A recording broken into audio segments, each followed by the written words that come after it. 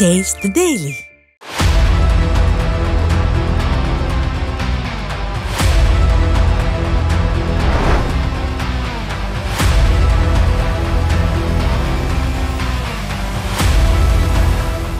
வணக்கம் நியூஸ் நேயர்களே, சொல்லியடி நிகழ்ச்சிக்கு உங்களை வரவேற்கின்றோம். இன்றைய சிறப்பு விருந்தினர் அரசியல் விமர்சகர் ஏகே அவர்கள். சார் வணக்கம். வணக்கம். வணக்கம் விஜய் சார், இப்போ ஒரு நிகழ்வு நடந்து கொண்டிருக்கு. திமுக மீது பொதுமக்களுக்கு மிகப்பெரிய அதிருப்தி கிளம்பினால அதை சரி கட்டுவதற்காக ஒரு நிகழ்வு நடத்தி கொண்டிருக்கிறார்கள். அதில் என்னென்னா, அவங்க பொதுமக்கள்கிட்ட அவங்களோட ஃபோன் நம்பரை வாங்கி அவங்கக்கிட்ட இருக்கிற தரவுகளை பெறுவது மாதிரி சில செயல்பாடுகள் செய்கிறார்கள். அவர் டேட்டாவை அது திருடுகிறார்கள் என்றெல்லாம் ஒரு குற்றச்சாட்டு இருக்கிறது. அது மட்டும் இல்லை, பொதுமக்களை மிரட்டுகிறார்கள். அவங்க ஃபோன் நம்பரை கேட்டு திமுகவினர் அந்தந்த பகுதியோட வட்ட செயலாளர்கள்லாம் மிரட்டுகிறார்கள் என்று செய்தி இருக்கிறது. நீங்கள் ஒரு ஐடி எக்ஸ்பர்ட்னாலும் கேட்குறேன், இதனால் இது போன்ற விஷயங்கள் தொலைபேசியின் மூலமாகலாம் பெற்றுக்கொண்டு இது போன்ற ஆபத்தெல்லாம் பொதுமக்களுக்கு ஏற்படும். கண்டிப்பாக ஜெய். இப்போ இருக்கிற இந்த டிஜிட்டல் யுகத்தில் data plays a very important role. நம்ம எல்லா ப்ரைவசி இன்ஃபர்மேஷனும் ஒரு ஃபோனில் அடக்கிட முடியும் நம்மளால். அது மாதிரி ஒரு ஒரு ஒரு கான்ஃபிடென்ஷியல் இன்ஃபர்மேஷன் சொல்லுவோம், பர்சனல் ஐடென்டிஃபைபிள் இன்ஃபர்மேஷன் சொல்லுவோம். ஸோ ஃபோன் நம்பர் எப்பயுமே நம்ம வாங்கும்போது அதுக்கு உண்டான சில டேட்டாஸ் நம்ம கொடுப்போம். நம்ம ஆதார் கார்டோ இல்லாட்டி வேறு ஏதாவது ஒரு ஐடென்டி ப்ரூஃபோ கொடுத்துட்டு வாங்குவோம். ஏன்னா இந்த ஃபோன் நம்பர் வச்சுட்டு எந்த லொக்கேஷனில் யார் இருக்கா, யாரோடைய ஃபோன் நம்பர் அப்படின்னு ட்ராக் பண்ணுற அளவுக்கு நம்ம டிஜிட்டல் இதில் இருக்கோம். நம்ம அப்படி இருக்கும்போது ஒரு phone number is associated with a person. இப்போ என்னோடய ஃபோன் நம்பர் அப்படின்னா என் ஃபோன் நம்பரை வச்சுக்கிட்டு நான் யாருன்றதை ஃபுல்லாக எடுத்துடலாம். So it's a private confidential information. அது இருக்கும் பொழுது இந்த இன்ஃபர்மேஷனை பொதுமக்கள்கிட்ட மிரட்டி நீ கண்டிப்பாக கொடுத்தாகணும்னு சொல்லி வாங்கிட்டு அதுக்கப்புறம் இந்த இருக்கிற டெக்னாலஜி யூஸ் பண்ணி ஓடிபி இப்போ கொடுத்து அந்த நம்பரை திருப்பி அவங்கள இது பண்ணிவிட்டு உறுப்பினராக்கிறது ரொம்ப ஒரு ஒரு என்ன சொல்கிறது, இது ஒரு ஒரு பயங்கரவாதம் தான். இது டிஜிட்டல் பயங்கரவாதம் தான் சொல்லலாம் நம்ம. ஏன்னா இப்போ இருக்கிற யுகத்தில் நம்ம சோஷியல் மீடியாவில் நம்ம ஃபுட் பிரிண்ட் நிறைய இடத்துல இருக்குது. ஸோ ஃபோன் நம்பர் பிளேஸ் நம்ம என்ன சோஷியல் மீடியா அக்கௌண்ட்டில் எடுத்தால் கூட ஒரு இமெயில் அட்ரஸோ இல்லை ஒரு ஃபோன் நம்பர் ரெண்டு தான் வச்சு அவங்க ஆத்தென்டிகேஷனே பண்ணுறாங்க. அப்படி இருக்கும் பொழுது ஒரு வெரிஃபையபிள் இன்ஃபர்மேஷனாக இருக்கும் பொழுது இந்த ஃபோன் நம்பரை என்னுடைய அனுமதி இல்லாமல் என்னுடைய ஃபுல் கன்சென்ட் இல்லாமல் ஒருத்தர்கிட்ட கொடுக்கறதும் ஒருத்தர் எங்கிட்டேருந்து மிரட்டி வாங்குறதும் அது சட்டவிரோதமான செயல். அதில் ஒரு மாற்று கருத்தே இல்லை. இங்கே என்ன ஒரு கேலிக்குரிய விஷயம் அப்படின்னா, இது ஓப்பனாக நடக்குது இங்கே தமிழ்நாட்டில். நீங்கள் இப்போ உறுப்பினர் சேர்க்கிறேன்னு சொல்லிட்டு ஆல்ரெடி நீங்கள் என்ன சொல்கிறீங்க, உங்ககிட்ட 2 கோடி உறுப்பினர் இருக்கான்னு சொல்கிறீங்க. தமிழ்நாட்டில் இருக்கிற மொத்த வாக்காளர் எண்ணிக்கையே மொத்தம் ஒரு 5 கோடி 6 கோடி 5 கோடி தான். அப்படி இருக்கும் பொழுது திருப்பி எந்த வாக்காளரை நீங்கள் போய் சேர்க்க போகிறீங்க? அதுவும் போய் சேர்த்துட்டு ஒரு கொஸ்டினரை கொடுத்துட்டு இது எஸ் நோன்னு ஃபில்அப் பண்ணு கம்பல்சரியாக வாங்கி அதுக்கப்புறம் அவங்க வலுக்கட்டாயமாக நீ சேரணும்னு சொல்லிட்டு அவங்க ஓடிபியை வாங்கி ரெஜிஸ்டர் பண்ணுறதில்ல. இது ஒரு அராஜகமான செயல் அப்படின்னு தான் சொல்ல முடியாது. அது மட்டும் இல்லை சார், இப்போ மீண்டும் கள்ளச்சாராயம் மீண்டும் துவங்கிவிட்டது. ஏற்கனவே ஒரு 69 மரணங்களை பார்த்துட்டாங்க. இருந்தாலும் கள்ளச்சாராயம் திருப்பி விஸ்ரோகம் எடுத்திருக்கின்றது செய்தித்தாளில் செய்தியாக வந்திருக்கின்றது. குறிப்பாக போனோன்னா கல்லணை அந்த பகுதியில் அந்த காவேரி ஆற்றங்கரையெல்லாம் சாராய ஊழல் போட்டிருக்காங்கன்ற செய்தி. அதே மாதிரி தஞ்சாவூர் அங்கே இருக்கிற பூதலூரில் சாராயத்தை விற்கிறார்கள், ஒரு பேக்கெட் 50 ரூபாய் என்று சாராயம் விற்கப்படுகிறது. திமுகவோட அரசோட ஆதரவோடு நடைபெறுகிறது இந்த குற்றச்சாட்டு முன்வைக்கப்படுகிறது. பொதுமக்கள் எவ்வளோதான் இதை சொன்னாலும் அதை ஏற்றுக்கொள்வதை திமுக அரசு அங்கே இருக்கக்கூடிய திமுக நிர்வாகிகளோட சப்போர்ட்டில் தான் நிகழ்வு நடைபெறுதுன்னு சொல்கிறாங்க. ஸோ இது எப்படி பார்க்குறது சார்? கள்ளச்சாராயம் மீண்டும் விஸ்ரோகம் எடுத்திருக்கிறது. இந்த கள்ளச்சாராயம் பொறுத்த வரைக்கும் இப்போ நம்ம பார்த்தோம், கள்ளக்குறிச்சியில் கிட்டத்தட்ட 68 பேர் வர்றாங்க. அது காம்பன்சேஷன்லாம் கொடுத்தாங்க. அது யாருக்கெல்லாம் கொடுத்தாங்க? யாரெல்லாம் கள்ளச்சாராயம் விற்றானோ அதில் உறவினர்கள் எல்லாருக்கும் போகிறவனுக்கெல்லாம் 10 லட்சம் ரூபான்னு கொடுத்தாங்க. இது ஒரு புறம் இருக்க, அதுக்கப்புறம் ஒரு ரைடு நடந்தது. அதே திருச்சி வட்டத்தில், இது கள்ளக்குறிச்சி நடந்தது, திருச்சி மாவட்டத்தில் அதோட சுற்றுப்புற இதில் எல்லாத்துலேயுமே ரெய்டு போட்டு 17,000 கேஸ் போட்டாங்க. ஏதாவது இந்த கள்ளச்சாராயம், இந்த IMFLன்னு சொல்லக்கூடிய இந்தியன் மேட் ஃபாரின் லிக்கர் இது பண்ணுறாங்க, இந்த மெத்தனால் கலந்து இது பண்ணுறான்னு சொல்லிட்டு கிட்டத்தட்ட 17,000 கேஸ் 17,000 பேர் மேலே போட்டு போன வருஷம், அதாவது இந்த கள்ளக்குறிச்சி சம்பவம் நடந்த பிறகு. அப்போது இந்த கவர்மெண்ட்டுக்கு தெரியும் இவ்வளோ இடத்துல கள்ளச்சாராயம் இப்போ விற்கிறாங்க சட்டத்துக்கு புறம்பான்னு சொல்லிட்டு. இது ஒரு கார்ட்டல் மாதிரி செயல்படுது. இது வந்து ஒரு ஜஸ்ட்டு வந்து ஒரு ஆளை வச்சுட்டு நம்ம இது பண்ண முடியாது. அங்கே அந்த லோக்கல் பகுதி மக்கள், அதாவது யூஸ்வலாக பார்த்தீங்கன்னா முதல்ல காரணம் என்ன, உங்கள் டாஸ்மாகில் நீங்கள் விற்கிற இது வந்து குவாலிட்டி இல்லைன்றது ஒரு கம்ப்ளைண்ட்டு.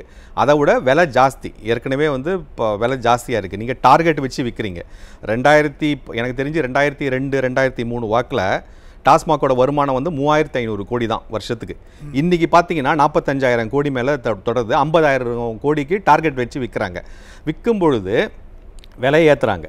விலை ஏற்றுனதுக்கு மேலே எக்ஸ்ட்ராவாக ஒரு கமிஷன் 10 ரூபா ஒரு பாட்டிலுக்கு, 15 ரூபா 20 ரூபான்னு அந்தந்த இதுக்கு ஏற்ற மாதிரி பண்ணுறாங்க. ஸோ இப்போது ரெகுலராக குடிக்கிறவங்க யாருன்னு பார்த்தீங்கன்னா இந்த தினக்கூலி வேலை செய்கிறவங்க, ரொம்ப உடல் சம்மந்தப்பட்ட நிறைய வேலை செஞ்சுட்டு உடல் அசதியில் அந்த சோர்வில் திருப்பியும் மறுநாள் போய் மூட்டை தூக்கணும், இல்லை இந்த ப்ளம்பர் வேலை பண்ணுறேன், இல்லாட்டி வேறு எங்கேயாவது வேலை செய்கிறேன்ற மாதிரி ஆளுங்க குடிக்கும் பொழுது இது வந்து 150 ரூபா 160 ரூபா கொடுத்து அவங்க வாங்க முடியல. அப்போது அந்த ஒரு ஏரியாவில் அந்த பிஸ்னஸில் நீ வந்து கலாச்சாரம் காய்ச்சுப்பா, இவ்வளோ பேர் கன்சியூமர் சாப்பிட்றதுக்கு இருக்காங்கன்னு சொல்லிட்டு அங்கே லோக்கலில் இருக்கிற கட்சி பிரமுகர்கள்கிட்டலாம் பேரம் பேசி கமிஷன் வாங்கிட்டு போலீஸ் சம்மந்தப்பட்டிருக்கு. அதோட சேர்த்து ஒரு பிஸ்னஸாக நடத்துகிறாங்க இங்கே. இப்போ இந்த பிஸ்னஸ் தான் வந்து இது வந்து போலீஸுக்கு தெரியாமல் இல்லை. ஏற்கனவே நம்மக்கிட்ட இந்த பியூ அப்படின்றது இருக்குது, ப்ரொஹிபிஷன் என்ஃபோர்ஸ்மெண்ட் விங் இருக்குது. இங்கே தான் ஒரு பெரிய நகைமுறை என்னென்னா, நம்ம தமிழ்நாட்டில் உங்களுக்கு சாராயம் விற்கிறதும் இந்த கவர்மெண்ட்டு தான் டாஸ்மாக் மூலமாக, சாராயம் தடுக்கிறதுக்கும் ஒரு பிரிவு இருக்குது பியூன்னு சொல்லிட்டு. ஸோ இதை வந்து பொதுமக்கள் தான் ஃபைனலாக வந்து பாதிக்கப்படுறாங்க. இந்த சந்தர்ப்பத்தில் இப்படி பார்த்தீங்கன்னா கள்ளக்குறிச்சி வந்து ஒரு தனிப்பட்ட ஏதோ ஒரு சம்பவம் நடந்து போச்சு, அதை வந்து இது பண்ண கிடையாது. இது மாதிரி எல்லா இடத்துலையும் நடக்குது. பொதுவாக நீங்கள் சொன்ன அந்த திருச்சி ஒட்டின மாதிரி இந்த கல்லணை தாண்டி டுவர்ட்ஸ் திருவையாறு போகிற இடத்துல அந்த பூதலூர், அங்கே தான் அந்த 5 ஆறு, திருவையாறுனா 5 ஆறு அங்கே வருது. அந்த 5 ஆறு சேர அந்த படுகை பார்த்திங்கன்னா பெரிய காவேரி படுகை. ஒரு இடத்துல மட்டும்தான் தண்ணி போகும். அந்த இடத்துல ஃபுல்லாக ஊரலை போட்டு அந்த லால்குடி வட்டம் சுற்றி அங்கே இருக்கிற வச்சுக்கிட்டு இவங்க வந்து எல்லா மக்களுக்கும் வந்து இந்த கள்ளச்சாராயத்தை பண்ணுறாங்க. இது வந்து கவர்மெண்ட் வந்து வேடிக்கை பார்க்குது. அண்ட் என்ஃபோர்ஸ்மெண்ட் விங்குன்னு சொல்லக்கூடிய அந்த பியூ, அந்த இருக்கிற அங்கே கண்காணிக்க வேண்டிய அந்த யூனிட்டு, போலீஸ்மேன், இந்த கலெக்டர்லேருந்து டெபுட்டி கலெக்டர்லேருந்து தாசில்தார்லேருந்து கவுன்சிலர்லேருந்து எல்லாமே ஒரு கார்ட்டலாக செயல்பட்டு இந்த விஷயத்தை பண்ணுறாங்க. ஒரு சமயத்தில் நீங்கள் வந்து மகளிருக்கு வந்து 1000 ரூபாய் கொடுக்குறேன் அப்படின்னு சொல்லிவிட்டு அது ஒரு பெருமையாக பேசுகிறீங்க. இந்த கொஸ்டின்ல கூட இது வந்து கண்டினியூ ஆகணுமா அப்படின்னு ஒரு கேள்வி கேட்டு செக் பாக்ஸ் வாங்குறீங்க. அதே சமயத்தில் 2000 ரூபாய் நீங்கள் பிடுங்குறீங்க அதே ஃபேமிலிக்கிட்டேருந்து. ஒரு சைடு கொடுக்கறது 1000 ரூபாய், இன்னொரு சைடு எடுக்கிறது 2000 ரூபாய். இதுதான் இப்போ இருக்கிற நிலவரம் சார். அதே மாதிரி நீங்கள் இந்த விஷயம் சொல்லும்போது இப்போ வந்து ரயில் விபத்தில் வந்து இந்த வேனில் 3 குழந்தைகள் மரணம் அடைந்தது. அதில் வந்து 5 லட்ச ரூபாய் வந்து இவங்க நிவாரணமாக கொடுத்தாங்க. இப்போ பலரும் கேட்ட கேள்வி என்னென்னா, கள்ளச்சாராயம் குடித்தவர்களுக்கு 10 லட்சம் தரீங்க, ஒரு குழந்தை மரணத்துக்கு 5 லட்சம் தான் தரீங்களா, இது என்ன ஒரு மிகப்பெரிய வேறுபாடு பண்ணுறீங்கன்னு ஒரு மிகப்பெரிய குற்றச்சாட்டு இந்த அரசாங்கத்தை வச்சாங்க. ஆனால் இந்த அரசாங்கம் எந்த விதமான அதற்கான செவி சாய்க்கவில்லை. அதை விட அடுத்த கடந்து போயிட்டாங்க அவங்க.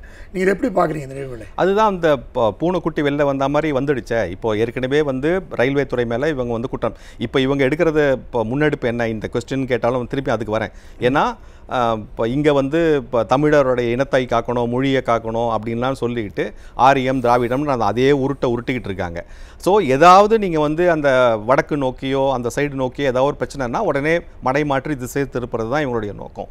அதே இந்த விஷயத்தில் என்ன பண்ணாங்க, அந்த ரயில்வே கேட்டில் வேலை செய்கிறவர் வந்து ஒரு வடக்கன் அப்படின்னு சொல்லிட்டு அந்த கம்யூனிகேஷன் தான் ப்ராப்ளம், அந்த மொழி தெரியாமல் இந்த மாதிரி வேலை செய்கிறதுலாம் ப்ராப்ளம்னு ஒரு பெரிய ஒரு உருட்டை கலைப்ப ஆரம்பித்தாங்க. அதுக்கப்புறம் தெரிஞ்சு போச்சு இதுக்கு அதுக்கும் சம்மந்தம் கிடையாது, டிரைவர் மிஸ்டேக் பண்ணியிருக்காரு, ஒரு கேட்டு இருக்கு. இது வந்து ஒரு கம்யூனிகேஷன் தான். ரயில்வே கிராசிங்னு வந்த ஒரு கேட்டு போட்டால் யாருமே கிராஸ் பண்ணக்கூடாதுங்கிறது ஒரு விதி. அதில் என்ன கம்யூனிகேஷன் வந்து சிக்னல் தான். ரெட்டு லைட் எரியுது, கேட்டு போட்டிருக்குன்னா அதுதான் சிக்னல். இதில் நான் வந்து ஹிந்தியில் சொன்னா என்ன, இங்கிலீஷில் சொன்னா என்ன, ஃப்ரெஞ்சு அரேபிய முறையில் சொன்னா என்ன. ஸோ இப்படி இருக்க இவங்க வந்து இப்போ இதை வச்சுக்கிட்டு ஒரு 5 லட்சம் கொடுத்து அப்படியே பூசி மொழிகளான்னு பார்க்கும்போது இந்த கேள்வி வருது. ஒரு குற்றம் பண்ணியிருக்கான், குற்றம் பண்ணிவிட்டு அவன் இறந்துருக்கான், அவனுக்கு 10 லட்ச ரூபா கொடுக்குறீங்க உங்கள் மூடி மறைக்கிறதுக்காக. இங்கே ஒரு தவறு நடந்த அந்த ஒரு ஃபேமிலி பாதிக்கப்படுறது, இங்கே ஒரு 5 லட்சம். இதே தான் நம்ம வந்து இந்த திருப்போண விஷயத்துலையும் பார்க்குறோம். உடனே ஒரு பேரம் பேசி 50 லட்ச ரூபா அப்படின்னு பேரம் பேசுகிறத பார்க்குறோம். அதுக்கப்புறம் 6 சென்ட் நிலம் கொடுத்தாங்களாம். எங்கே 80 கிலோமீட்டர் தள்ளி 6 சென்ட் நிலம், ஒரு சென்ட்டு வந்து 2000 ரூபா. 3 சென்ட் நிலம், 6 சென்ட் இல்லை 3 சென்ட் நிலம் கொடுத்தாங்க. 6000 ரூபாய் ஒரு சென்ட் நிலத்தை கொடுத்துட்டு அதுதான் இந்த கவர்மெண்ட் கிட்ட முதல்ல வந்து எப்படிலாம் மூடி மறைக்கலாம், எவ்வளோ காசை கொடுத்தா மூடி மறைச்சிடலாம் அப்படிங்கிற ஒரு விஷயம் தான் இங்கே நடக்கிறது. ஸோ அந்த ஒரு மடைமாற்ற வேண்டிய விஷயம் தான் வடக்கன் அப்படின்னு சொல்ல வேண்டிய விஷயம். இன்றைக்கி ரயில்வே மேம்பாலம் அந்த இடத்துல கட்டணும், அவர் வந்து அந்த இது மாதிரி கட்டணுங்கிறது ஒரு வருஷமாக கிடப்பில் வந்து அந்த கலெக்டர் போட்டிருக்காருங்கிற விஷயம் இன்றைக்கி வெளில வருது. இப்போது உடனே வந்து ஏதாவது பேசி பூசி மொழிகிட்டு 5 லட்ச ரூபா கொடு, அவர் எக்ஸ்ட்ராவாக கொடுன்னு சொல்லி பேசி இது பண்ணுறது. இல்லை அவங்க வந்து எதிர்த்து ஏதாவது வந்து மீடியாவுக்கு வந்தோ ஒரு பொது வெளியில் வந்தோ சொன்னாங்கன்னா அவங்கள ஆள் வச்சு மிரட்டுறது. இது மாதிரி நீ பேசக்கூடாது, பேசினா உனக்கு ஏதாவது வந்துலாம் பாரு. இப்போயே இந்த உறுப்பினர் சேர்க்கையில் என்ன நடக்குதுன்னா, நீ கண்டிப்பாக சொல்லு, எஸ் சொல்லு, நெக்ஸ்ட் உறுப்பினராக சேரு, எனக்கு ஓடிபியை கொடுக்காட்டி உனக்கு இருக்கிற மானியம் ஏதாவது வந்ததுன்னா அதையும் கட் பண்ணிவிடுவேன் அப்படின்னு மிரட்டி எல்லா விஷயத்தையும் ஒரு அராஜகத்துக்கு பண்ணக்கூடிய ஒரு மாடல் ஆட்சி தான் இப்போ நடக்குது. இப்போ இங்கே ஸோ அதே மாதிரி பார்த்திங்கன்னா பல திட்டங்கள் வந்து மூடப்பட்டுருச்சு. துவக்குறாங்க, அடுத்த நாள் காலையிலே மூடிடுறாங்க. அதுவும் வந்து முதல்வர் ஆரம்பிக்கிறாரு, பிரம்மாண்டமாக ஆரம்பிக்கப்படுகிறது, இப்படி அடுத்த நாள் திருப்பி அது நிறுத்திவிடப்படுது. பார்த்திங்கன்னா சமீபத்தில் ஊட்டச்சத்து வேளாண் இயக்கம்னு ஒன்று துவங்கப்பட்டது. அது 4ஆம் தேதி துவக்கப்பட்டது. அதில் என்னென்னா அந்த கீரைக்கான விதைகள், அப்புறம் வந்து பழங்கள், அப்புறம் காய்கறிகளுக்கான விதைகள் இதெல்லாம் கொடுக்கப்பட்டது. பொதுமக்கள் வந்து பெரிய அளவில் வந்து அதெல்லாம் வாங்கி கொண்டோம், பெரிய வரவேற்பு பெற்றிருந்தது. ஆனால் பார்த்திங்கன்னா அடுத்த நாளே அதை மூடிட்டாங்க. அது எதுன்னு தெரில, எதுக்கு தெரில, கேட்டால் எங்களுக்கு விதை வரவில்லை, அது எங்களுக்கான கீரைக்கு விதை வரவில்லை அதுன்னு சொல்லி அதை இழுத்து மூட்டாங்க. ஸோ திட்டம் துவங்கி ஒரு 24 மணி நேரம் கூட அந்த திட்டத்தை நடத்த முடியாத அரசாங்கமாக இருக்கிறது, வெறும் ஸ்டிக்கர் அரசாங்கமாக இருக்கிறதுன்னு பொதுமக்கள் குற்றம் சாட்டுறாங்களே சார். இது முதல்ல திட்டமே கிடையாது. திட்டம்னு சொன்னாலே நம்ம பிளான்னு சொல்கிறோம். அப்போ அதுக்கு முன்னாடி நிறையா விஷயம் நடந்திருக்கும். இதை எப்படி வந்து இந்த விதையை வந்து யார்கிட்டேருந்து வாங்கணும், எவ்வளோ விலைக்கு வாங்கணும், அதை எப்படி நம்ம வந்து டிஸ்ட்ரிபியூட் பண்ணணும், இது பண்ணுறதுனால நெக்ஸ்ட்டு என்ன நடக்கும், அதுக்கப்புறம் எப்படி சப்போர்ட் பண்ணணும்னு ஒரு ஒரு ஒரு ஃபுல் ஒரு ப்ரோக்ராம் மாதிரி போட்டு ஒரு பிளான் பண்ணுறது தான் நம்ம வந்து திட்டம்னு சொல்கிறோம்.